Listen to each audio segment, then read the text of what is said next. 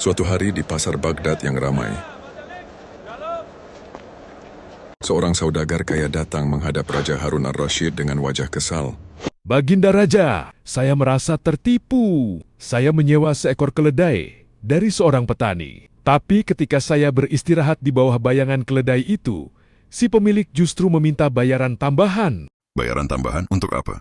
Saudagar itu menjawab, Katanya, saya hanya menyewa keledainya, bukan bayangannya. seluruh istana pun gempar mendengar cerita aneh itu. Raja lalu memanggil si petani. Petani itu dengan tenang berkata, Baginda, memang benar. Ia membayar untuk menyewa keledai saya, tapi tidak pernah ada perjanjian tentang bayangan keledai. Jadi bayangan itu tetap milik saya. para menteri mulai berdebat. Ada yang menganggap petani itu serakah, ada pula yang merasa perkataannya masuk akal. Raja pun tersenyum kecil dan berkata, Kita panggil Abu Nawas. tak lama kemudian Abu Nawas datang dengan langkah santai dan wajah tenang. Ia mendengarkan kedua belah pihak tanpa menyela sedikit pun. Setelah berpikir sejenak, Abu Nawas berkata, Baginda, izinkan hamba memeriksa perkara ini di luar istana. mereka semua keluar. Matahari bersinar terik. Keledai itu berdiri diam. Abu Nawas berkata kepada saudagar. Silakan berdiri di bawah bayangan keledai. Saudagar pun menurut.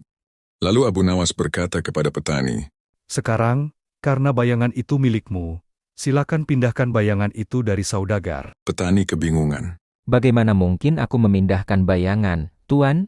Abu Nawas tersenyum lebar. Jika engkau tak bisa memindahkan bayangan dari keledai, berarti bayangan itu tak bisa dipisahkan dari keledai. Maka siapapun yang menyewa keledai, otomatis menyewa bayangannya. Raja pun tertawa terbahak-bahak. Petani itu akhirnya tertunduk malu. Ia pun meminta maaf dan tidak lagi menuntut bayaran tambahan.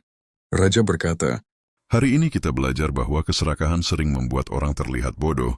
Abu Nawas hanya membungkuk hormat dan berbisik pelan. Bayangan memang tak bisa dipisahkan dari tubuhnya, Baginda. Begitu pula keadilan tak bisa dipisahkan dari kebijaksanaan. Istana kembali ramai oleh tawa dan pujian untuk Abu Nawas.